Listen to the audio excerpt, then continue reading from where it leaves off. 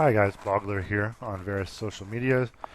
George ou Georges in the real world. I've been playing Age of Sigmar for quite a while. Since Soul Wars came out, I think I bought 6 boxes to get the Nighthaunt and wound up really liking the army. Since then I explored other armies, as is the case when Nighthaunt didn't get too much love during 2nd edition, but they were still super fun to play. This blog or video log or whatever is kind of designed to help me help myself with maybe the help of you, the viewer, kind of go through my ideas of list creation as I prepare myself for 1-day events and or 2-day events.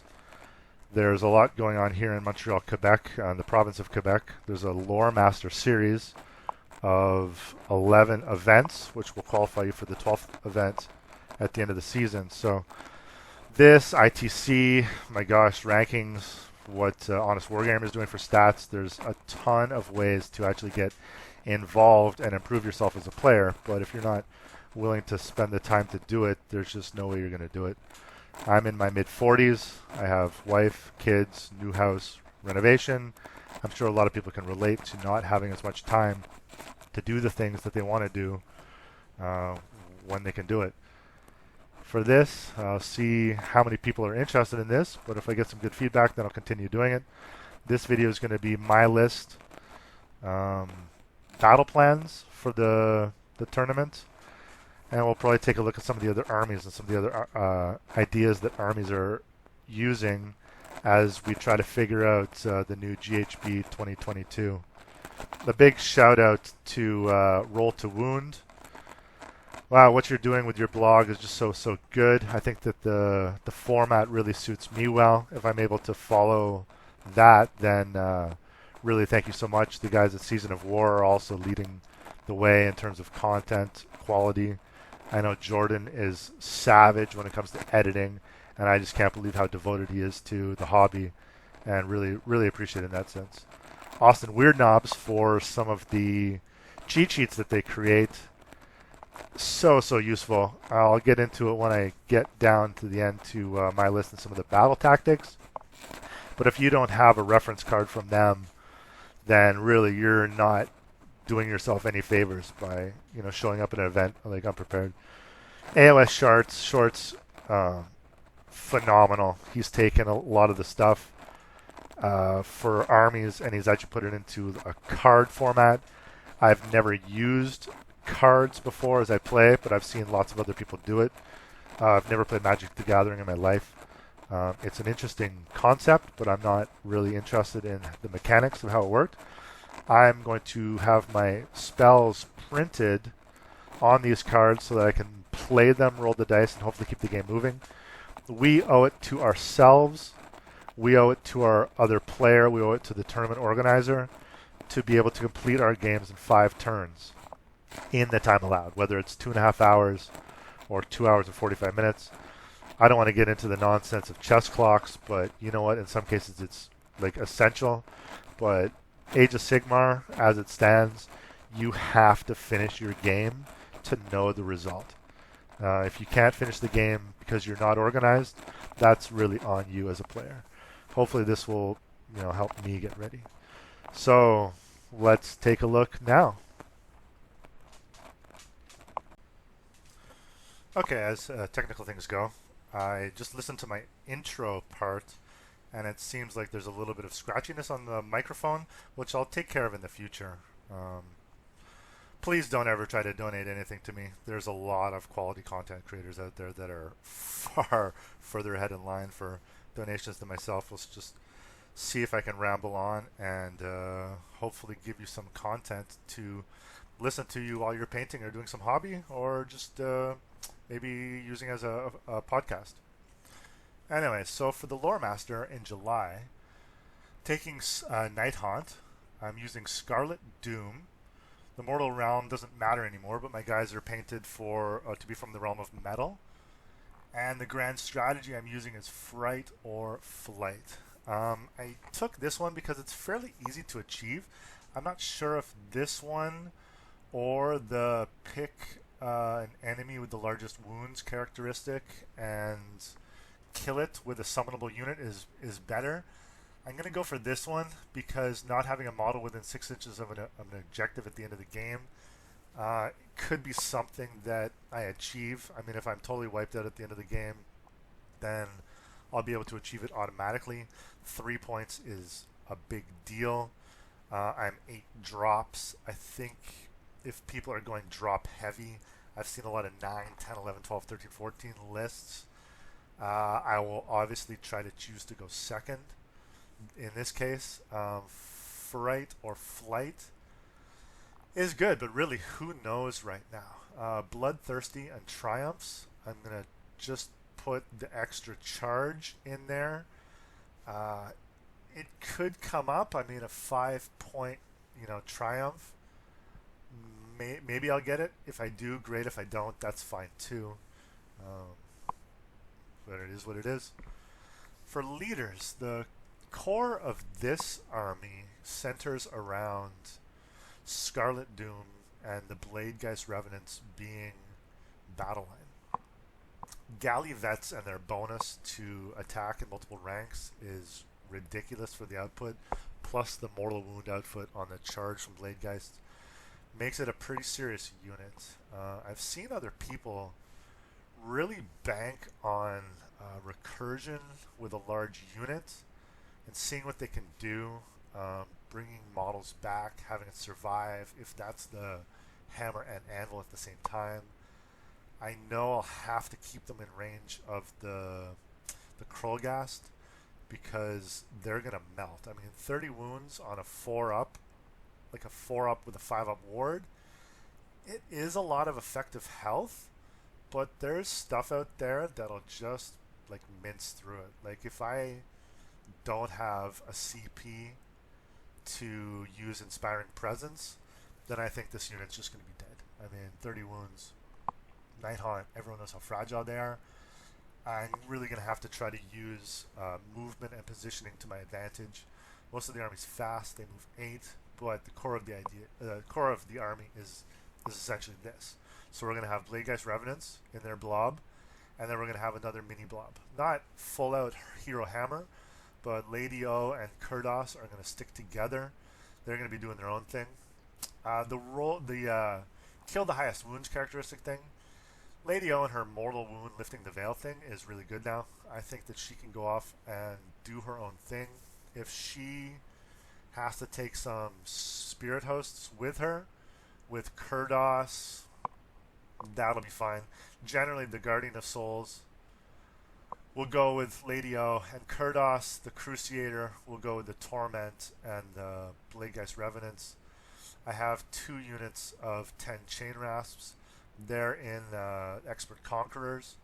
I think that they could really be useful if we drop them from the sky or we use the screens.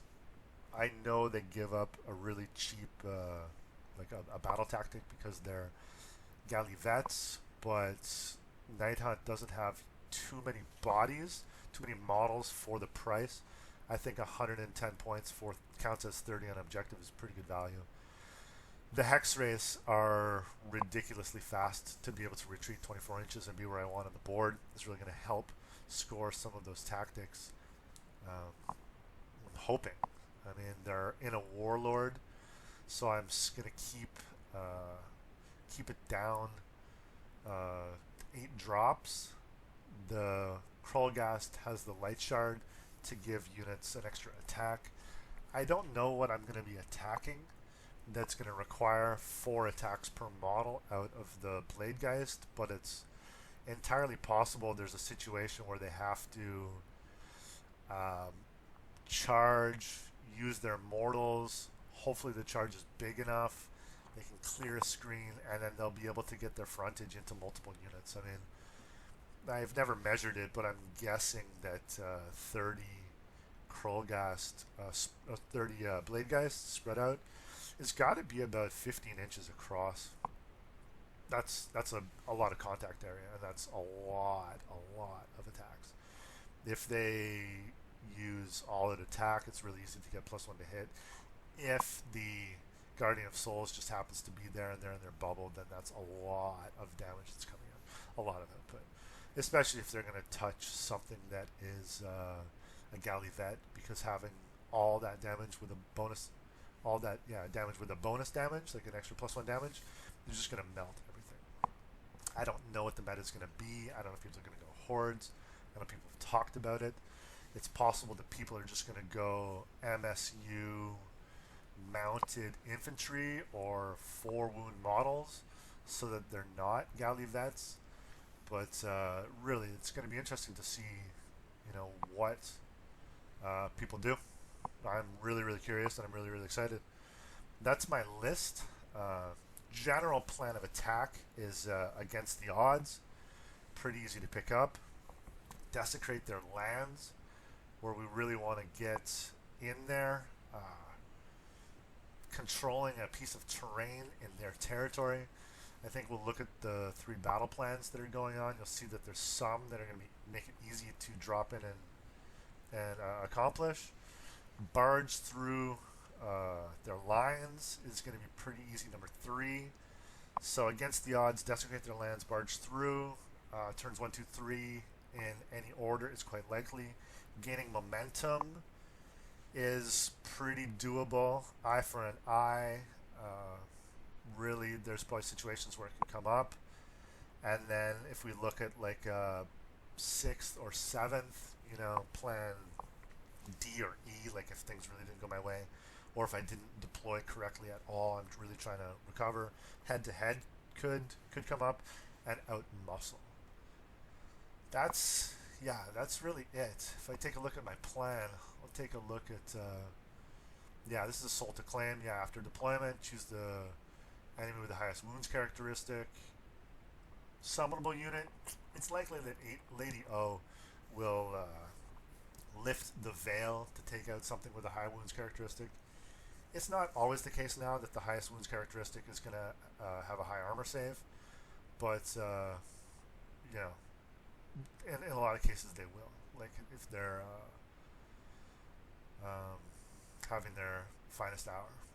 So battle tactics from this cheat sheet that comes from Austin Weird Knobs that you can go to their website and download. It has everything you could possibly want in a cheat sheet. Basically just print these 2 pages, front and back, and you will never really have to spend time looking in the book ever again.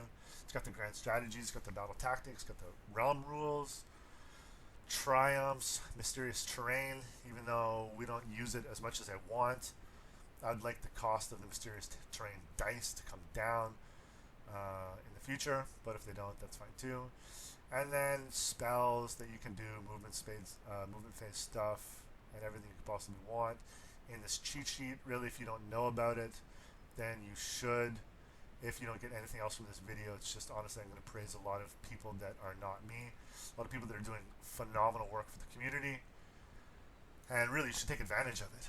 I mean, if you have time to hobby and listen to me talk, then you should spend a little bit of extra time to go and see like where I'm coming from, like where I get my information from.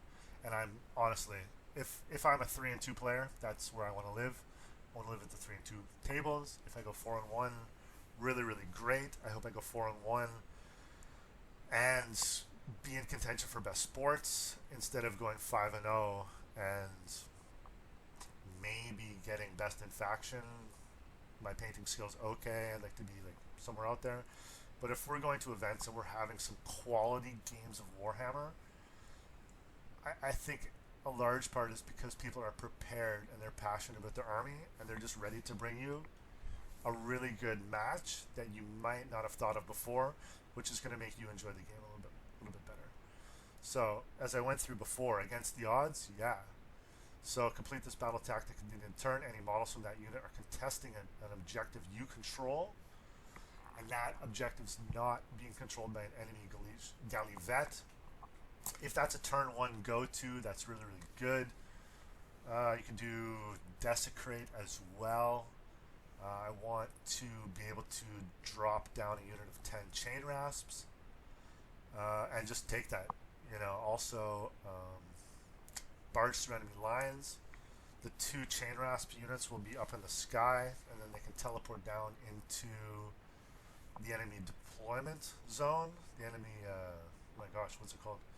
Enemy territory. And then you'll get an extra victory point for that. So no more extra victory points for using monster stuff. I think that getting an extra victory point, playing the objectives is going to be key. I don't know if stuff is going to melt.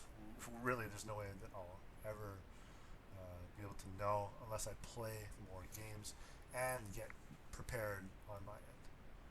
So let's take a look at the battle plans. He's gone with Presence of Idols, Silk Steel Nests, and Gallet, the Prize of Gallet. So Presence of Idols, I think I'm going to have a couple ideas here.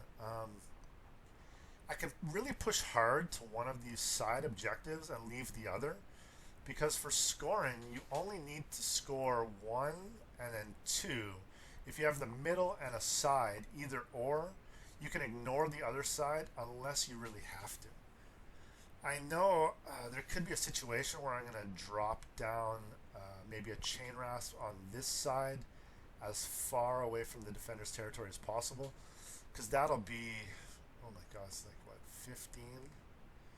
So 15 and then another 6, it's like 21. So I can have one model towing onto there about 20.5 inches away to get a lot of things there. You're going to need some cav to get on there. And if I need to bring up some support from the Hex Wraiths or Lady O and Kurdos, then so be it.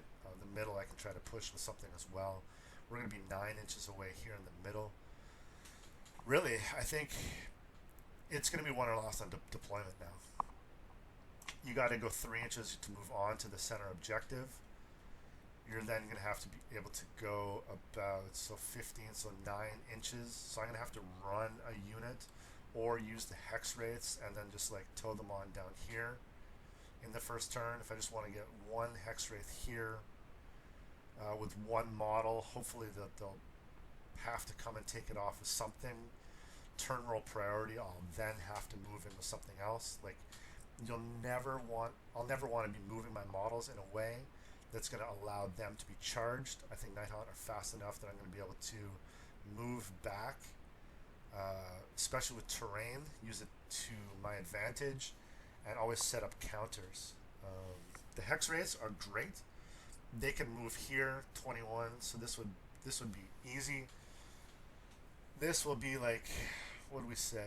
So it's 11 and 6, so 5 and 12.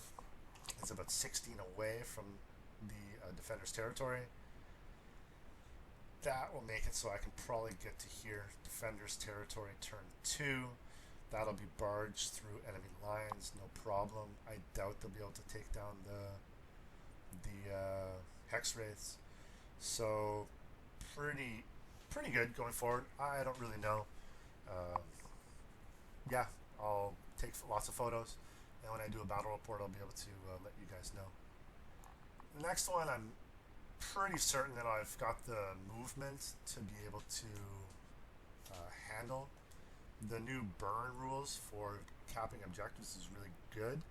I think being able to spread out and take all 4 of my objectives shouldn't be a problem. And I have the speed to try to get some of my opponents. So, straight 18 inches distance between us. The attacker's territory is massive. I doubt that they're going to be kind of blocking off the 9-inch bubble required to stop the teleporting. So I'll probably be able to get a couple units of chain rasps into here. If my opponent's playing a really tight castle and they want to only like set up on 3, then this is a pretty easy scenario for me. Again, it all comes down to deployment. If I have to spread out, then so be it.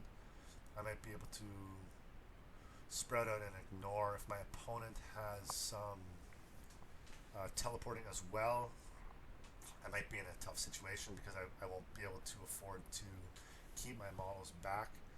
I'll want to be on the go as well. But if it's a stalemate and we don't want to kind of relinquish any ground, then that's fine. I think score 1, score 2, score more. If my opponent's castling up on 3 objectives, I'll just take my 4 and then I'll take that extra point, and then I'll go for my battle tactic again. Against the odds, desecrate, barge through, getting momentum, eye for an eye, head to head, and then possibly out muscle. It's a pretty good scenario. I'm really excited to play this one. Prize of Galette is interesting as well. I think deployment is going to be key because of the 3 middle objectives and the possibility of you taking 3 objectives. You can't just sit on yours and take 1 more. You have to take 1 and then maybe a second. If your opponent is really going to barge into the middle, then I just don't know. Fire Slayers, I don't know what I'll be able to do to really get into their heroes to shut off their 4-up ward. I think I'll have to try to get close enough to get some good charges. As everyone knows, redeploy is just so strong. There's nothing that like punches you in the gut worse than your opponent getting that 6-up redeploy, and then you're really looking at a 9-inch charge. It happens often, like often. If you go to events, like you're probably gonna miscast once. You're probably gonna have your opponent roll a 6 on their redeploy, and it's really gonna change the way you see things. I think fortunately with Nighthaunt and the amount of movement they have with 8 inches and fly, you can set up situations where maybe they're not going to charge your primary target, but you can at least get a decent charge off, like a 7 into like some secondary target. But again, who knows? Score 1, score 2, hold more, and then your battle tactics. So if you're getting 5 points per turn, you're really doing well. Get 5 points per turn. Try to kill some of the enemy. Just really plan for those turns 3 and 4 when you should try to win the attrition game. Hopefully those 30 blade guys are still going strong. They'll be able, if they can cap 1 objective and then just basically roll their way around, it's not too far away. I mean, this is only 15 inches from center to center, so there's 6 inches here. So you essentially only have a 3-inch difference here where you're not on one of the objectives in the middle. Same for here. Oh my god, I don't remember my Pythagorean theorem, but yeah, so 15, 11, so this has got to be 17 something. Leave a comment if you know math. Anyway, it's not that far. So it'll be 6 and 17, so then you'll only have like 5 inches to get onto the attacker's territory objective, which may be a good idea, but honestly, it's not even worth any extra points. So maybe it's not that good idea in this thing. You just want to try to move up, control 2, don't worry about a 3rd, and then don't get wheeled into your own territory. Just hold 3, any 3, don't even worry about the 4th or 5th. You know. Same with here, Presence of Idols, hold 1, hold 2, hold more, don't even worry about the 3rd. If it seems like you're going to lose the other ones, then you have a plan B. You want to drop your Galley Vets, your Expert Conquerors in. Maybe that's the play. Silk Steel, I don't know. We're going to try some things out. Maybe they die. Maybe they die trying. Anyway, so the Loremaster team has 19 players, 1 dropped. Here's the list of players. Let's see what they're doing. I think Adam plays Big Wog. I'll be surprised if he's not. Charlie, so Idoneth, Cities. Oh, Suns, nice. Freddy might be playing. Korn. Myself playing Nighthaunt. But let's just take a quick look at some of these lists to see if we're going to be in trouble. If I know what's going on. Oh, Ironjaw's Iron Sun. So he's going for a counter play. Defend what's ours. I don't remember what that is. I can look it up later. MBMK. Fast Stun. Armor of Gork, so 6-up ward, +1 to hit, really good. 1 War Chanter, it's enough. I guess, if you're just going to have one big unit. Brutes turn off our ability to cap objectives, so we have to kill the brutes. It's only 15 wounds on a 4-up save, so that's not so bad. Rogue Idol, I love mine. Really, really love mine. He's just so goofy. He doesn't give up a point for being a monster anymore. That's awesome. Yeah. Oh, he's got Arcane Tome. So Arcane Tome, maybe to teleport. So you're gonna have Arcane Tome plus D3, Mortals plus the Rogue Idol. So you could be on a +4 to cast. So maybe you're gonna teleport the Gorgruntas, which is dangerous. Doesn't show him. Oh, yeah, the Gorgruntas. God, I hate the app. Yeah, the app. Oh my God, everyone's got to use War Scroll Builder. Like War Scroll Builder, so easy. War Scroll Builder. Click the check mark or the question mark. Copy your list. The format is so easy to read. I think a lot of TOs should request that this is the way things are done. I don't want to ramble on too much about it, but my God, yeah, copy, done. Copy. You can send yourself an email with this, and then if you're using your phone, your smartphone, or your tablet, you can just copy the contents of that email, and then you literally just go to your Best Coast app and just put in your list like that. I've seen people take photos of their stuff, but really a pet peeve of mine because I'm just so used to reading War Scroll Builder. Sometimes I'm like, oh, it's my list, and I'm looking at it like it's time to play the game. I'm like, I have no idea what my opponent's list is because the format is just something I just don't understand at all. Here's my list. There's free cam. Yeah, Adam, great list. Maybe we'll play. Charlie. Charlie's gone with Ideneth Deepkin, Dom Hain. I can't say I really know what it is. 2 units of 20 Thralls. Cool. Alapexes, still super strong. I'm sure these guys in Bounty Hunters are just going to melt whatever other Gallivets they touch. I guess they get an extra attack, and they fight in 2 ranks, and they have a bonus damage. Yeah, but they're gonna melt too. Like, you got to kill every single one of their models. Could be tough to contest, but they can only do one thing at a time. And then the Achillean King. Yeah, I was at the Grand Clash, and it was the morning of, and I was up against the Ideneth list with my Iron Jaws, and I was sitting next to the guy at the breakfast, and I'm joking. I'm like, listen, I've never played this list before. I don't even know. It's a new book. Like, I've heard Vince talk about it. He's like, oh, the Unstoppable Fury with the polearm does work, and he's like, oh, don't worry about it. All you got to do is make sure he's not in contact with 2 or more units. And I was like, okay, no problem. And then, an hour and a half later, I'm playing the game. This guy's attacking 2 of my units. I'm like, well, that nice gentleman at breakfast certainly told me, what to do. Sorry I let him down by, completely forgetting what he told me. That's life of a gamer. Christian has take what's theirs. It's a cities with lots of outriders. Demigryph Knights are pretty cool. Great Swords are cool. Purple Sun, cool.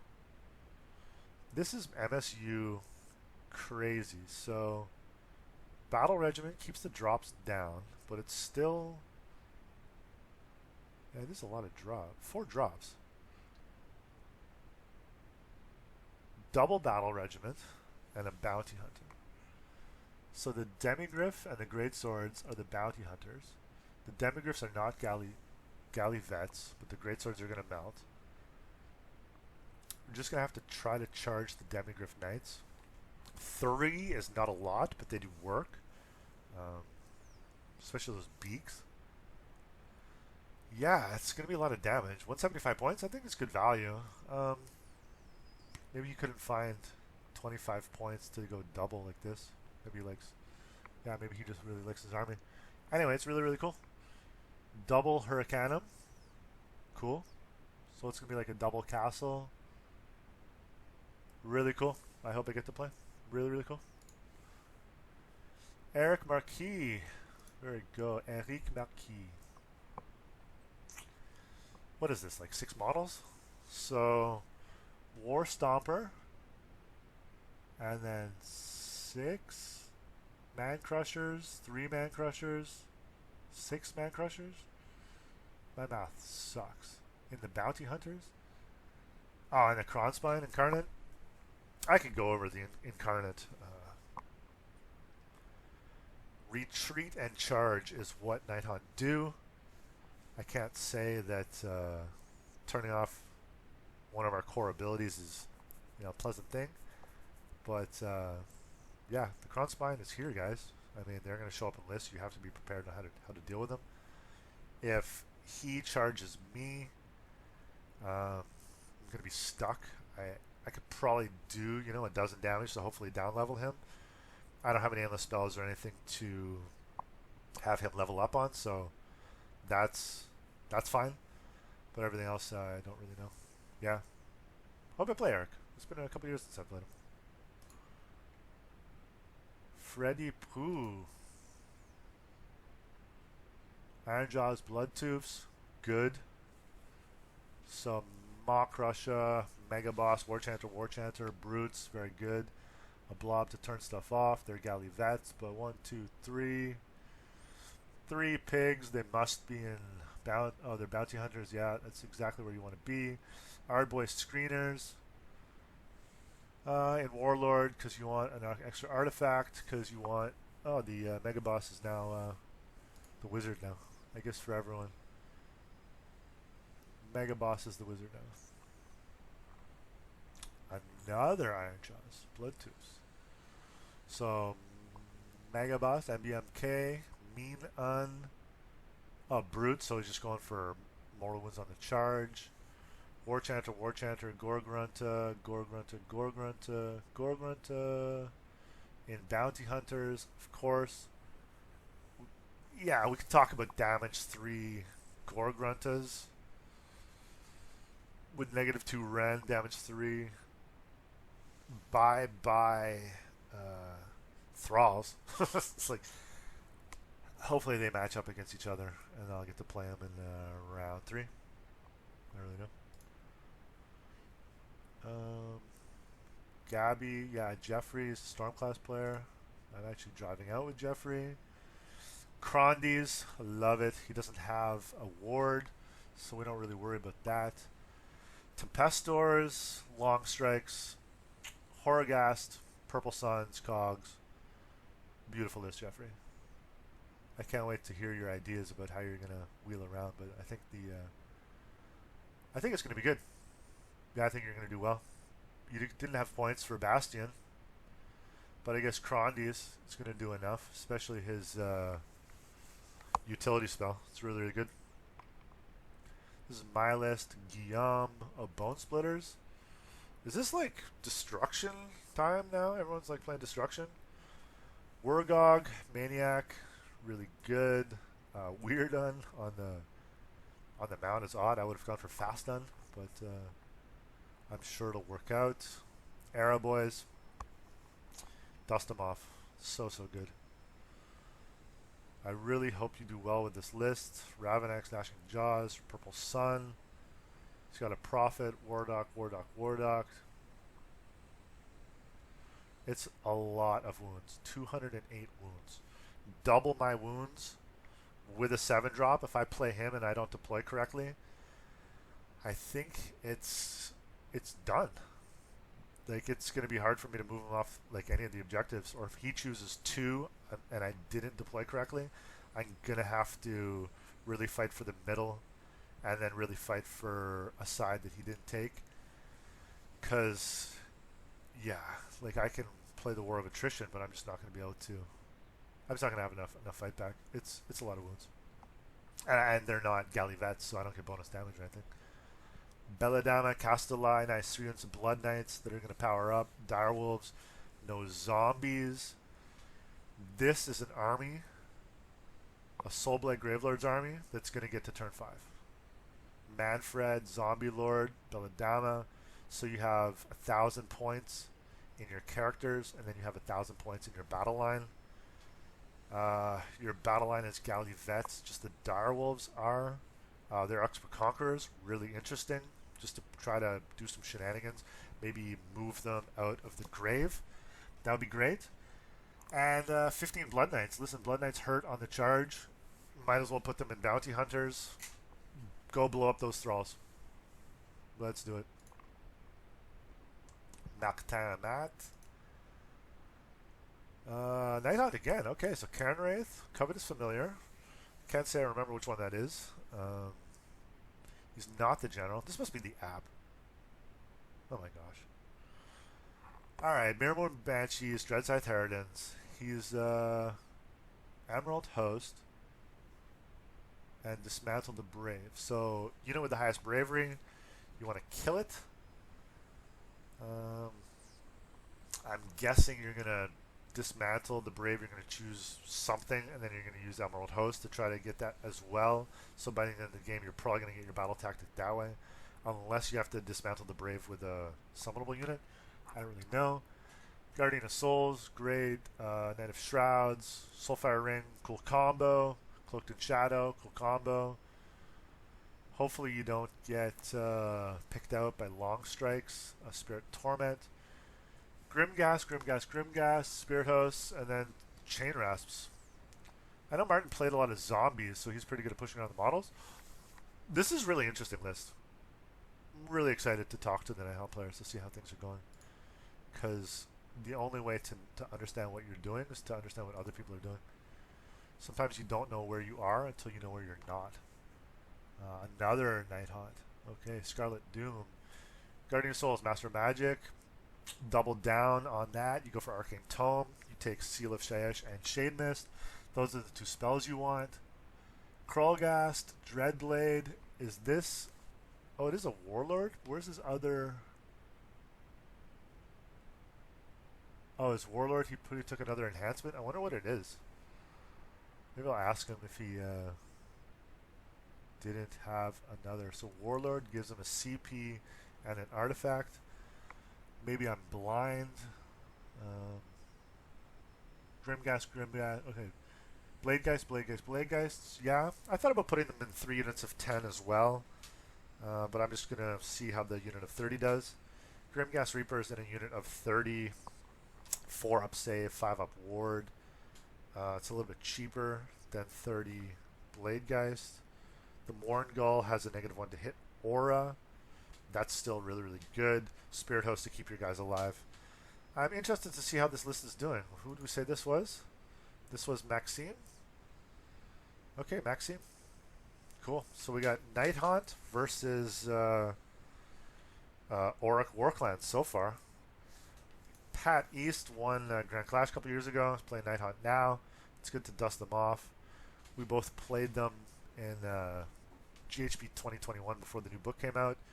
2 mixed results, you know. You can go 1-3 and still have a really good time with Nighthaunt. Like a really, really good time. No place for the weak. Very interesting. Bloodthirsty. Very good. You can get that extra charge. 25 points to get an extra charge. See what you want to do. It's really, really good. Skaven's rule of banking a charge roll. Very good for Skaven. Nighthaunt would have been OP. Krolgast, Pendant of the Fellwind. Good. Lady O.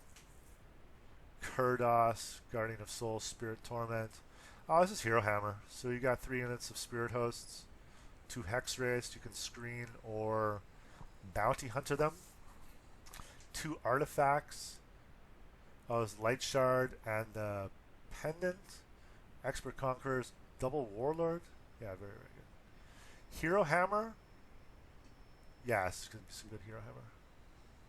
You don't give up Gallivet tactics too easily too. Spirit Host's probably going to be around the characters, unless you want to get into that mess. We'll see. Very, very cool. Pierre-Luc. Pierre-Luc Nautilus. Thralls and Reavers and a Leviathan with Purple Sun. Eidolon, Mathland, Eidolon, Mathland. Aspect of the Sea, Aspect of the Storm. You'll love to see people play these models. 4 drops. They do some work. We don't know what the situation is going to be with the new version, but the Leviathan is going to be heading up with the Reavers. Yeah, I hope I don't play Pierre-Luc, even though I'd love to play him, because I don't exactly know what I'll do. Sylvaneth. Take What's Theirs, Bloodthirsty, Warsong, Tree Lord, Tree Song, and then the new Archers, Great Swords, Spite Rider Lancers. So Skullroot, Spite Swarm. I haven't had time to take a look at what the new Sylvaneth stuff does. I've barely had time to take a look at what the new Skaven stuff does. Yeah. Simon Cote is such a gentleman.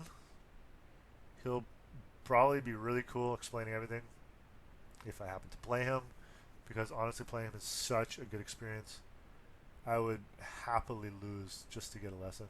It's have a great game and learn something at the same time. That's why we play. That's it. Yeah, Simon Cote Lecuyer from AOS Geeks. Chalk and Bouboule. Fire Slayers. We're almost done, guys. I know I need a cup of tea, so please bear with me.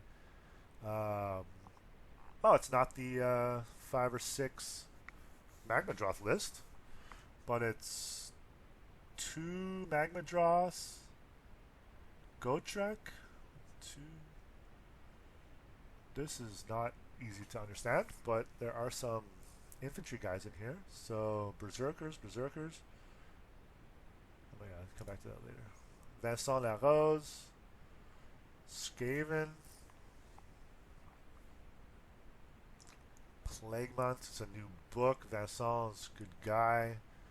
Played him, so I'm really excited to play him again and learn what the new tricks are for Skaven. Skaven Brew, Plague Furnace, cool. Their curses. I guess if I get cursed, I could probably take a bunch of mortals. Plague Monks, Giant Rats. It's 13 drops, so he'll be going, and then I'll have to adjust to what I see in front of me. 1950. Wow, he really wants that Triumph. Indomitable. Yeah, I guess so. Battle Shock. And Jan Lecoq from AOS Geeks. He's the only AOS Geeks here. I thought they were from out in Sherbrooke. Jan Lecoq has a show, a French show, about Age of Sigmar, which is great every week. You should check it out. Sylvaneth, Gnarlroot. Again, Jan's such a great guy. I'm sure I'll have to learn all these new things. Durthu. I don't know what they do now. Used to have a bonus to charge, and a flat 6 damage is strong. You can't go into Bounty Hunter. So the Bounty Hunters are Kurnoth with great swords, 3 of them, and then 6 of them with scythes. Maybe I'll take a look at the math. I'm sure someone's charted out how much damage 6 Kurnoth all attacking in such a small footprint does. If it's into like the 30 or 40 damage on a 4-up save, I wouldn't be surprised. With the Bounty Hunters, it's good. 65 points, they'll get Bloodthirsty. Get that extra charge in there. That's basically all I know. Thank you guys so much if you've listened to the very end of this. If you have any ideas or I'm just straight up wrong, please leave a comment. I'll happily reply. If you think that I need to do something better to add music or what, then please let me know. Or if the video is just straight up too long, I need to chop it up, then let me know as well. I know I'm talking about a lot of things because of my first video, but in the future I'd like to get the format a little bit clean. We're running about 40 minutes now, which is what Jordan does for an entire battle report. So I guess, we can only improve from here. Thank you guys so much for listening, and hopefully we'll see you around. Thanks.